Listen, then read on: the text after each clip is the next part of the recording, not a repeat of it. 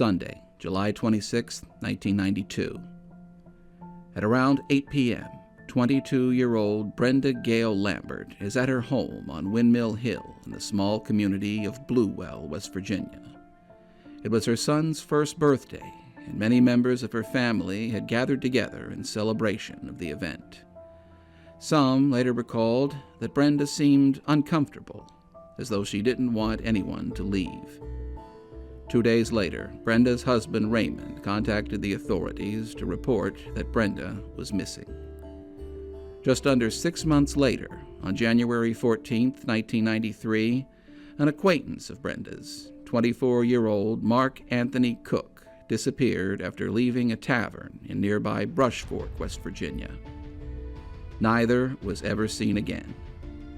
29 years later, people still wonder if these two mysterious disappearances were related, just as they continue to wonder what happened to Brenda Lambert and Mark Cook.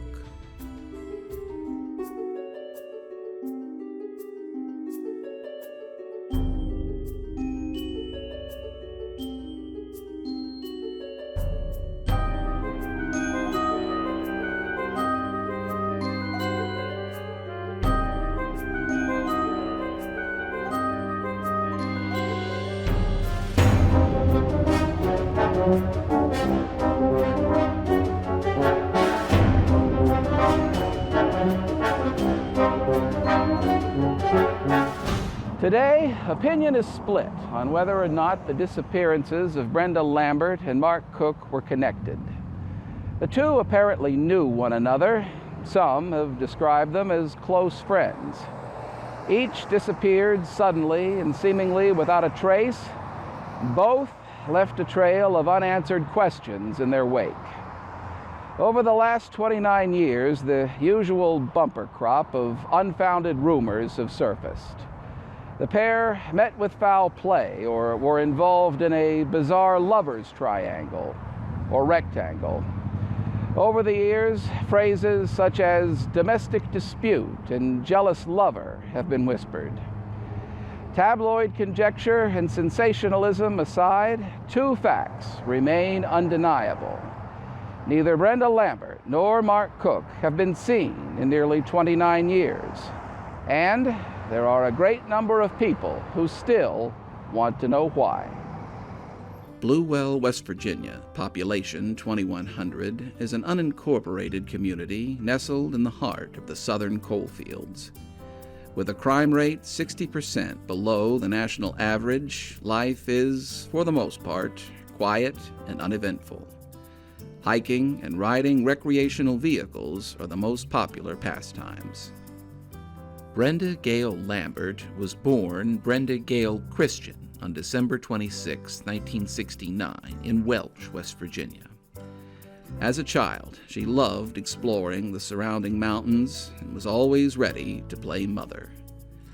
Those who knew her have described her as playful and mischievous, though always in a lovingly childlike way. She has also been described as a fighter, and someone who would stand her ground for both herself and those she loved. In 1986, Brenda married Raymond Lambert.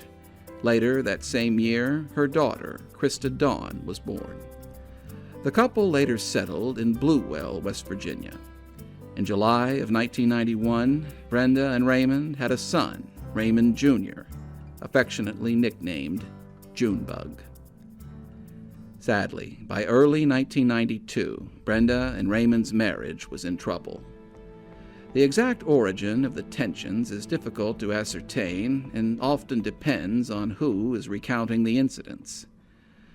What is known for certain is that by June of 1992, Brenda and Raymond were apparently spending as much time apart as together. Sunday, July 26, 1992, was the first birthday of Brenda's son, Raymond Jr.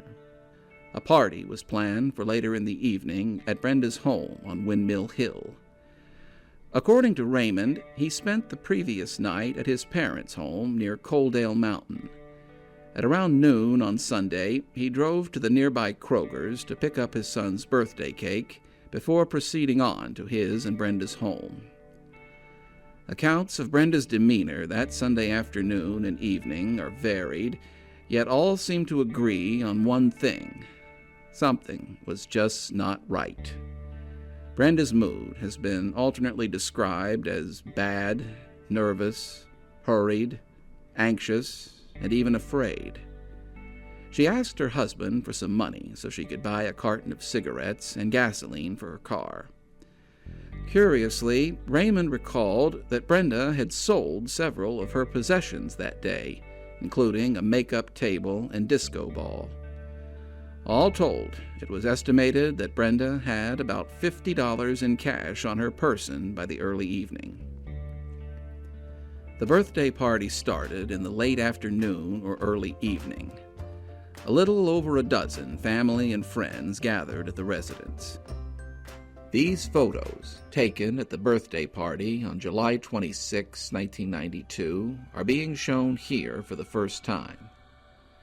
In line with later recollections, Brenda was dressed that evening in a yellow shirt and a pair of blue shorts. Raymond later recalled that he attempted to videotape the events of the evening, but ran into difficulty with his camcorder's battery.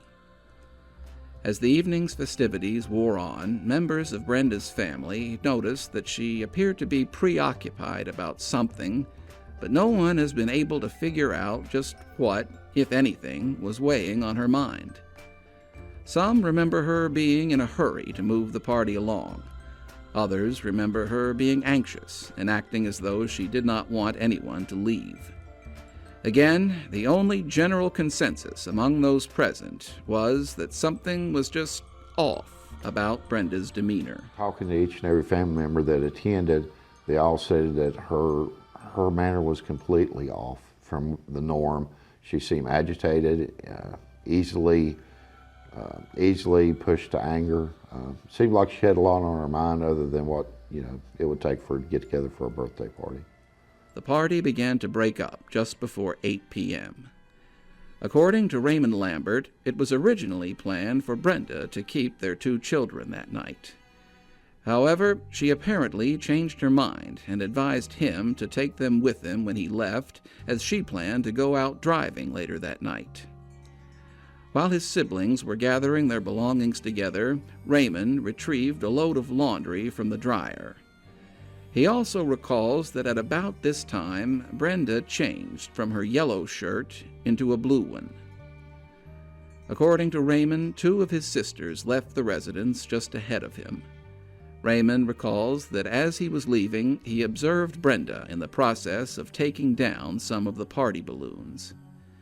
Raymond, his children, and mother left shortly thereafter and drove to his parents' home. By his account, the 4 of them were the last ones to ever see Brenda Lambert. Recounting that he was concerned about Brenda's odd behavior, Raymond Lambert says that he placed a call to Brenda's mother at approximately 9 p.m., a little under an hour after he had left Brenda alone at their home on Windmill Hill. Brenda's mother apparently said that she would try to call Brenda later that evening and talk with her. Whether or not another call was made to Brenda's home that night is unknown. Again, the exact timing of the events is unclear, but at some point the following day, several of Brenda's relatives came by her home. They found Brenda's car still parked where it had been the previous evening. The home's doors were apparently locked, as one of Brenda's relatives had to enter the home by way of an upstairs window. By all accounts, Brenda was nowhere to be seen, and her family later reported that she never went anywhere without her car. Sometime later, Raymond's mother got in touch with him by phone and asked if he had seen or spoken to Brenda that day. He advised that he had not. Raymond later noted that the windows of Brenda's vehicle, a red Chevrolet Spectrum, were cracked and the doors unlocked. Inside the home, he found the dishes from the birthday party still in the kitchen sink and the decorative ribbons still up. According to the original complaint report, Raymond Lambert reported Brenda missing at 5:21 p.m. on Tuesday, July 28, 1992, approximately 45 hours after she had last been seen. A bolo for Brenda Lambert was issued by the Mercer County, West Virginia Sheriff's Department. The investigation into her disappearance was originally assigned to Deputy W.O. Lawson. Lawson's notes indicate that he attempted to contact Brenda Lambert at her home on Wednesday, July 29th. There was no answer. The following day, Deputy Lawson himself searched the Lambert residence. Curiously, entry into the home again had to be made via an upstairs window, as Deputy Lawson indicates in his notes that he was unable to locate Raymond Lambert. Lawson noted that the downstairs area of the home was neat and clean, but that the upstairs was a mess. The Lamberts' bedroom was strewn with clothing, both on the floor and the bed. Lawson checked some of the drawers and indicates that he was unable to locate any undergarments or bed clothing. The blue shorts Brenda had been wearing at the birthday party were found on a bathroom sink. Brenda's car was still parked at the home, and neighbors advised that they had not seen Brenda since approximately 5:30 p.m. on Sunday. Deputy Lawson also noted that he found a suitcase in the home's living room. His original notes state that the suitcase contained not only clothing and shoes, but toothpaste and a toothbrush as well. Could Brenda have been planning a trip? Brenda's family advised that she had been scheduled to meet with an attorney at 10 a.m. on Thursday, July 30th, the same day the Lamberts' home was first searched. Papers which needed to be filed had not yet been picked up by Brenda and remained at her mother's home. Later in the day, Deputy Lawson was able to reach Raymond Lambert by phone, and an interview was set up for the following morning. For legal and investigative reasons, many of the details from Raymond Lambert's interview cannot be reported here. His recollections, however, are taken into account throughout this narrative. As in any missing persons case where domestic unease is involved, the spouse, almost by default, is considered a person of interest. It was perhaps inevitable that suspicions and accusations would eventually fall upon Brenda's husband, Raymond. As always, we cannot stress enough that Raymond Lambert has never been arrested or convicted of any wrongdoing with regards to Brenda's disappearance. As such, he must continue to be presumed innocent until and unless proven otherwise. Raymond Lambert related to Deputy Lawson what he knew about his wife's disappearance and the circumstances leading up to it. Raymond confirmed that his and Brenda's marriage had been strained during the previous months and that they had talked about divorce. He denied any allegations of infidelity on his part, as well as any knowledge of where Brenda was or what had happened to her. He advised that, as far as he knew, the only person who could be considered a boyfriend of Brenda's was a man that he knew only as Mike. Curiously, none of the original investigative material from 1992 or 1993 makes any mention of Mark Cook, either as a friend or boyfriend. Police checked their records and discovered that Brenda had filed a domestic violence order against Raymond on July 8, 1992, 18 days before her disappearance. The petition sought a temporary protective order and alleged physical harm as well as the brandishing of a deadly weapon. However, on July 10, 1992, Brenda contacted Mercer County officials and advised that she wished to have the petition dropped, stating that she and her husband had settled their dispute. In accordance with her request, Brenda's domestic violence petition was dropped on July 10, 1992. On August 2, 1992, local newspapers, along with the electronic media, began running stories on Brenda's disappearance. During the ensuing weeks, a number of potential sightings were reported to the Mercer County Sheriff's Department. Brenda was reportedly seen at a pawn shop in Princeton, West Virginia, and a couple of weeks later at a grocery store in Bluewell. Each of these sightings was later dismissed as a case of mistaken identity. Despite the media appeals, no further information of value to the investigation was received during 1992. As far as authorities know, Brenda never attempted to contact her family or friends. The trail of clues, already slim, gradually dried up, and the case began to grow cold. Just under 6 months later, and 3 miles away, another local resident seemed to up and disappear without a trace. This time, it was 24-year-old Bramwell resident Mark Anthony Cook. Mark had been born in Bramwell, West Virginia in 1968 and grew up in the same general area as Brenda Lambert.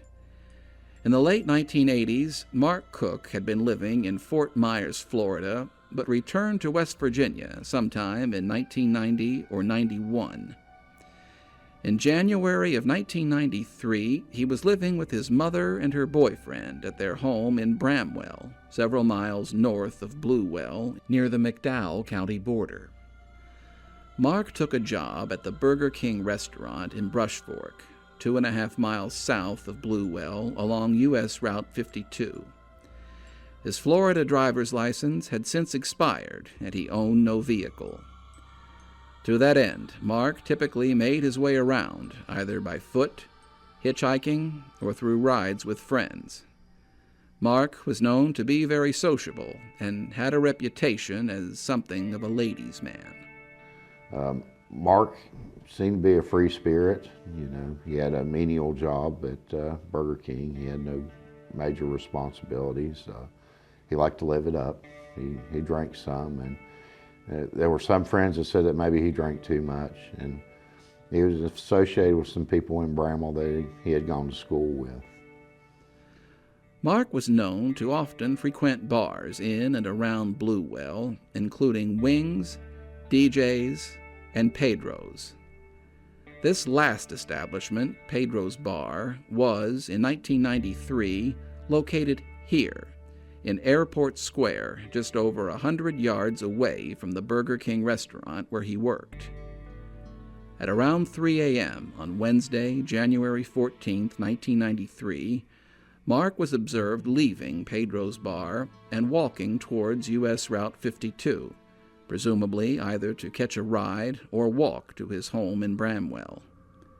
Mark Cook was never seen again. 4 days later, on January 18th, his mother's boyfriend, John Lowe, reported him as a missing person to the Mercer County Sheriff's Department.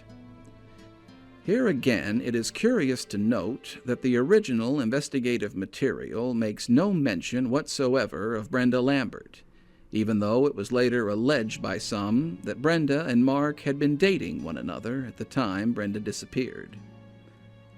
According to the bartender at Pedro's, Mark had been at the bar during the early morning hours of January 14th.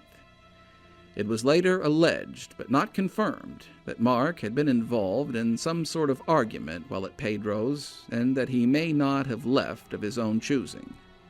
People have made speculations and things like that, and saying that he may have come afoul of somebody inside the bar, and it might have been a fight, or it might even for that matter, it could have been hit while he was hitchhiking back to Bramwell.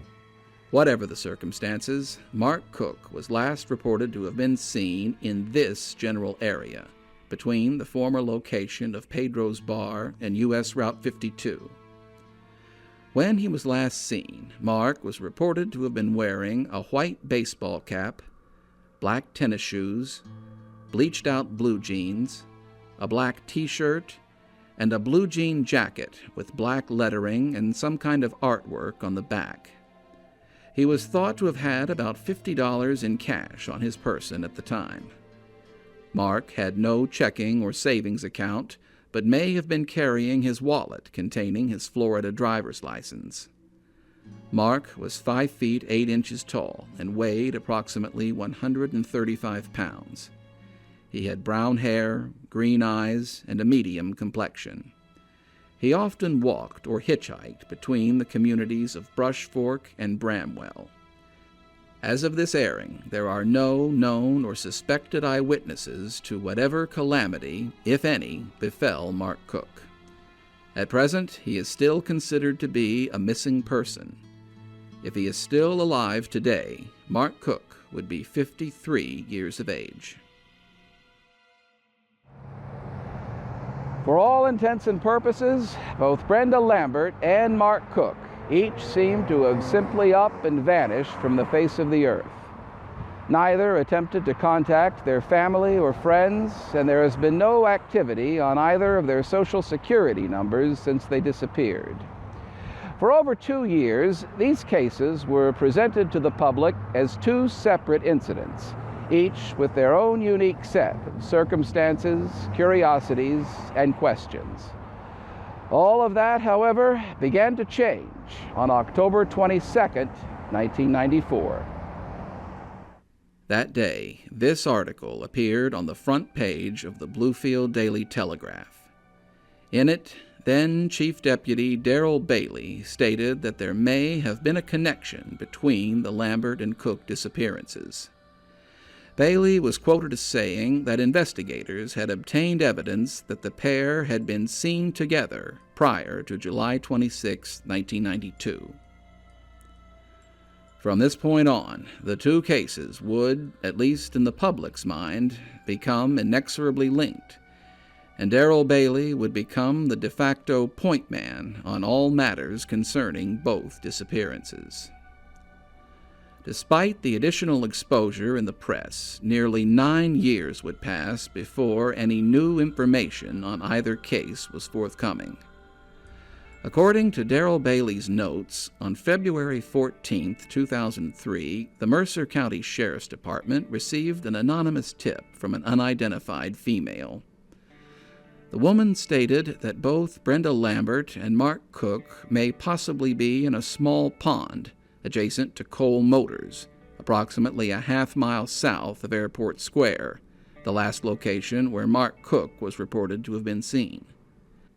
Despite the tenuous and vague nature of this tip, Darrell Bailey obtained permission from the property owner to have the pond searched and, if need be, drained. On April 3, 2003, Bailey enlisted the aid of the Bluewell Volunteer Fire Department, and 2 weeks later an attempt was made to drain the pond. Unfortunately, water continually flowed back into the pond, and the attempts to fully drain it came to naught. 4 months later, Darrell Bailey assigned a diver, Mike Combs, to check the pond. Poor visibility and thick vegetation hampered these efforts as well. Later that year, Mercer County was able to obtain sophisticated underwater video equipment via the Regional Crime Information Agency. Sadly, these efforts were also stymied by poor visibility, and nothing relevant to either Brenda Lambert or Mark Cook was ever found. Chief Deputy Darrell Bailey, however, would not be deterred. In October of 2005, he arranged for Brenda's case to be featured on the West Virginia State Police website. Around the same time, Brenda's family established BrendaLambert.org, the first online repository of information concerning the disappearances of both Brenda Lambert and Mark Cook. The online activity, coupled with the actions of law enforcement, sparked a renewed interest in both cases. On November 6, 2005, another article profiling the dual disappearances appeared in the Bluefield Daily Telegraph.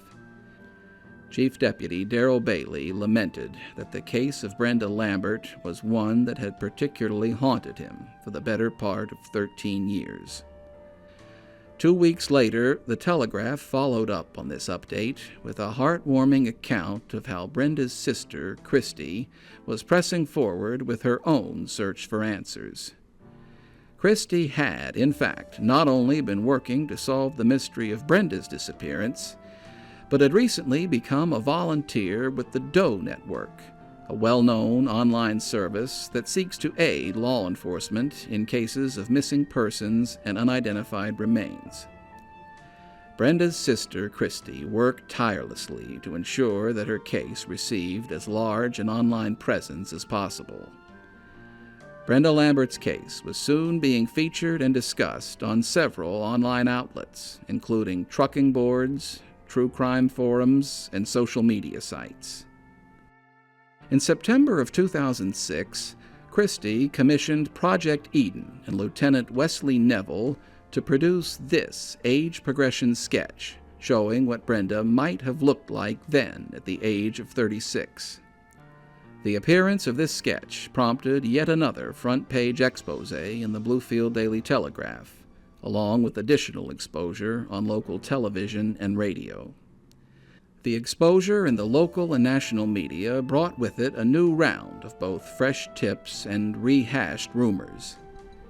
Chief Deputy Darrell Bailey continued to take a personal interest in both cases, even going so far as to keep the original case files on his desk so that he could not help but see them each and every day. Those who worked close to Bailey over the years have attested that the cases never seemed to be far from his mind. They noted with some levity that he often would initiate discussions about them at somewhat unusual times and places. The original case file still bears witness to Darrell Bailey's dedication. His own handwritten notes cover page after page of computer printouts and loose-leaf notebook paper. Here, his own notes, written in March of 2006, overlay a page from the Doe Network, indicating that this Jane Doe, found in Florida in August of 1993, was being checked as a potential match. Dental records later confirmed that she was not Brenda Lambert. She has since been identified, but no name has been made public. In 2008, Brenda Lambert was entered into the National Missing and Unidentified Persons System, NamUs. Brenda's sister, Christy, submitted her DNA to NamUs in 2016. Mark Cook was also entered into NamUs in 2016. In September of 2013, Chief Deputy Bailey arranged for the cases of Brenda Lambert and Mark Cook to be featured on the Crime Stoppers of West Virginia website. In this, his original letter to Crime Stoppers, Bailey advises that the two cases may have been related, and that the original investigation indicated that Lambert and Cook, quote, may have been dating at the time, end quote. But are the disappearances of Brenda Lambert and Mark Cook actually related? Recently, MysteriousWV and the current Mercer County Chief Deputy, Joseph Parks, reviewed the original case files pertaining to each disappearance. If there was suspicion about a possible connection between the two disappearances, it was not noted during the first 13 years of the investigation. Just from a thorough review from my predecessor, Darrell Bailey, when he did the case file, the only thing that I could see in correlation is the time frame is kind of close, and they both attended the same school. They were acquainted enough to know each other in person and talk, and I do believe they may have visited. Brenda may have visited with Mark at his job, but it was just a platonic visit. There was never anything in the file that indicates it was more than that. Mark Cook's investigative file makes no mention whatsoever of Brenda Lambert, and Lambert's file, sequentially arranged, makes no mention of Mark Cook until 2005. Former Chief Deputy Darrell Bailey first made mention of a possible connection between the two cases in the Bluefield Daily Telegraph article of October 22, 1994. His contemporary notes, however, make no mention of what might have led him to this conclusion. Brenda's family have advised MysteriousWV that she and Mark Cook had known one another since their elementary school days together. The Burger King restaurant where Mark was employed is located only 3 miles to the south of Brenda Lambert's residence along U.S. Route 52. U.S. Route 52 is the main north-south artery linking Bramwell and Bluefield, West Virginia. It is also the most direct route to the nearest interstate highway, I-77. In 1992, Brenda Lambert's residence was located here, on Windmill Hill, approximately 200 feet above Lorton Lick Road. The original Lambert residence burned down in 1998. The turnoff from Route 52 to Lorton Lick Road is located a little less than halfway between Bramwell and Bluefield. While the prima facie evidence for Brenda Lambert and Mark Cook knowing one another is compelling, Darrell Bailey's own notes concede that with regard to a romantic relationship, there is, quote, no real evidence of this, end quote. Today, opinion remains divided on this key point. Opinions which likely will remain divided until either Brenda Lambert or Mark Cook are found. As a rule, MysteriousWV tries to not become involved in the actual investigations of the cases we're profiling. Typically, our role is to review the known information and present it to you in a cohesive narrative. Every now and then, however, the normal process of gathering information can overturn a rock which may have gone unnoticed. In this case, a routine word search of local newspaper articles, a process which is typically pro forma, yielded a new and previously unreported lead. Since the formation of the channel, MysteriousWV has utilized both microfilmed and online newspapers as a primary source of publicly known information. In many instances, the local newspapers which covered the various cases have not yet been digitized and therefore must be searched page by page. This process is beneficial in that it allows us to make available to you information which is not readily available through a typical online search or word search of digitized newspapers. In West Virginia, very few of the daily and weekly newspapers have been digitized beyond the year 1977. Two major exceptions, however, are the daily newspapers from Beckley and Bluefield.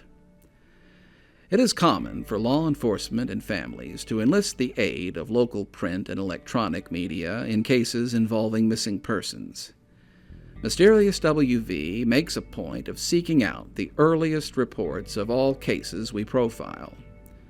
Following our normal procedure, we utilize the digitized copies of the Bluefield Daily Telegraph to obtain the first printed articles relating to both Brenda Lambert and Mark Cook. During this process, we naturally entered the name Mark Anthony Cook into the search field for the years 1992 through 1994. Most of the results were as expected. One, however, was not. On March 15, 1993, the Telegraph ran a birthday notice for 3-year-old Emily Nicole Cook of Fort Myers, Florida. Her parents were listed as Michelle Cook, also of Fort Myers, and Mark Anthony Cook of Bramwell.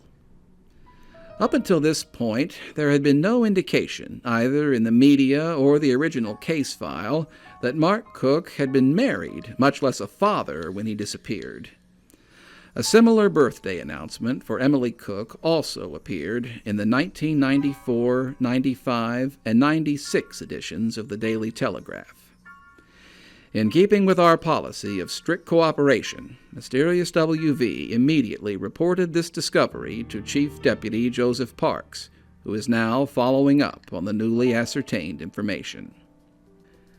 Today, the investigation into the disappearances of Brenda Lambert and Mark Cook have once again been reopened, and the facts of each case are being studied by several new sets of eyes. Chief Deputy Joseph Parks, a protege of Darrell Bailey, has recently taken each case under his wing and is pursuing both new and old leads in both. I think one of the biggest things that this case needs is more eyes on it, more experience, more police officers looking at this file and bringing their own experiences that they bring to the table, and I think that'll go a long way. Nearly 29 years have now passed since Brenda Lambert and Mark Cook disappeared, and the mystery has thus far managed to outlive many of the original investigators and family members. Brenda Lambert's mother and father passed away within 2 years of her disappearance. Mark Cook's mother, Carol, passed away in 2003. Deputy Lawson, the original investigator assigned to Brenda Lambert's case, passed away in 1998. Toby Gill, the original investigator into Mark Cook's disappearance, has also passed away. Most recently, Brenda Lambert's daughter, Krista, passed away at her home in Billings, Montana, on July 12, 2020, at the age of 33. Mercer County Chief Deputy Darrell Bailey continued to pursue leads in the cases of Brenda Lambert and Mark Cook. After a 34-year career in law enforcement, Darrell retired in January of 2017. Today, his name and the Lambert and Cook cases are often spoken in the same breath, and neither was ever far from his thoughts. Darrell Bailey started his career in law enforcement at the Mercer County Jail in 1983. He later served 5 years with the Princeton Police Department, where he rose to the rank of detective. He was later hired by former Mercer County Sheriff Don Meadows, whom you may recall from our 2019 feature on Evelyn Shrewsbury. In Mercer County circles, Darrell Bailey would soon become known for both his professionalism and his generosity. He taught self-defense classes, held a 5th-degree black belt in Goju Ryo, and was not above helping out younger class members who could not afford their uniforms. Darrell Bailey would remain with the Mercer County Sheriff's Department until January of 2017. Representative of his personality, he later dryly remarked that it was rather unusual that during his 34 years wearing a badge, he had never been shot at. Following a courageous battle with cancer, former Chief Deputy Darrell Bailey passed away on December 28, 2018, at the age of 58. The disappearances of Brenda Lambert and Mark Cook remain the only cases he was unable to solve. We will probably never know for certain if Brenda Lambert and Mark Cook's cases are related until one or both of them are found. Neither have been seen or heard from since they disappeared in 1992 and 1993, respectively. Family and friends continue to hold out hope, however slim, that the pair may still be alive. Sadly, in their hearts, they know that with each passing year, this becomes less and less likely. Alive or not, law enforcement first need to know what happened to Brenda Lambert and Mark Cook before they can make any additional moves. They feel reasonably certain that someone or several someones out there know what happened to Brenda and Mark, but have been reluctant to come forward, either out of uncertainty or fear. To them, Chief Deputy Joe Parks has this closing message. Come forward. This has been 30 years. The people that you might be afraid of, they're no longer a threat. Right now, what we have is a pursuit for justice for these families, and they deserve this. They have languished in agony for years. They need their answers. They need their pay, be able to pay the respects. The bodies need to have a Christian burial. Brenda Gail Lambert was last seen at approximately 8 p.m. on Sunday, July 26, 1992.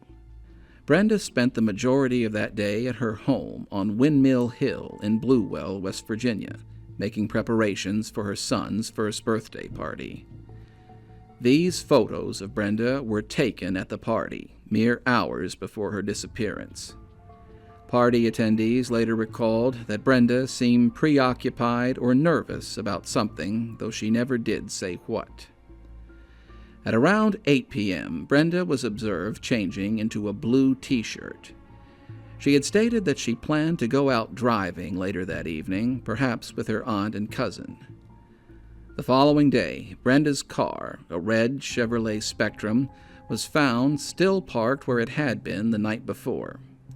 The doors to her home were locked, but Brenda was nowhere to be seen. Her husband Raymond reported her as a missing person on Tuesday, July 28th. A Mercer County Sheriff's deputy searched the Lambert residence on Thursday, July 30th, and found Brenda's yellow shirt from the birthday party laying on a bathroom sink. He also found a small suitcase packed with clothing, shoes, a toothbrush, and toothpaste. There did not appear to be any signs of a struggle, though authorities later learned that Brenda had first filed, then abruptly dropped a domestic violence petition earlier in the month. Today, Brenda Lambert would be 51 years of age. She is 5 feet 2 inches tall and has blue eyes and a medium to dark complexion. In 1992, she had black hair and weighed approximately 113 pounds. When she was last seen, Brenda was wearing a blue t-shirt, blue shorts, black shoes, and no jewelry. Brenda has a 1-inch scar on her right wrist, a birthmark on the back of one leg, freckles on her shoulder, and her ears are pierced. This age-progressed photo shows what Brenda might have looked like in 2006 at the age of 36. Brenda's disappearance may be related to the later disappearance of Mark Anthony Cook. Cook, a resident of Bramwell, West Virginia, was last seen at around 3 a.m. on January 14, 1993. He was reported to have been walking away from what was then Pedro's Bar at Airport Square in Brush Fork, West Virginia, and towards U.S. Route 52. He may have previously been involved in a scuffle at the bar. Mark worked at the Burger King restaurant in Brush Fork, located less than 100 yards from the former entrance to Pedro's Bar. Mark had no vehicle at the time and usually got around either by foot or hitchhiking. It has recently been learned that Mark Cook was married and had a 2-year-old daughter at the time of his disappearance. Both his wife and daughter resided in Fort Myers, Florida, where Mark himself had lived until sometime in 1990 or 91. Very few photos of Mark Cook have surfaced over the last 29 years. At the time of his disappearance, he was 24 years of age and would today be 52. He was 5 feet 8 inches tall, weighed 135 pounds, and had brown hair and green eyes. When last seen, he was wearing a white baseball cap, blue jeans, a black shirt, black J.R. Ewing-type shoes, and a blue denim jacket with hand-drawn text and images on the back. If you have any information concerning the disappearance of Brenda Lambert or Mark Cook, please contact Deputy Joe Parks with the Mercer County, West Virginia Sheriff's Department at 304-487-8390 or by email at jparks@wvmcs.org.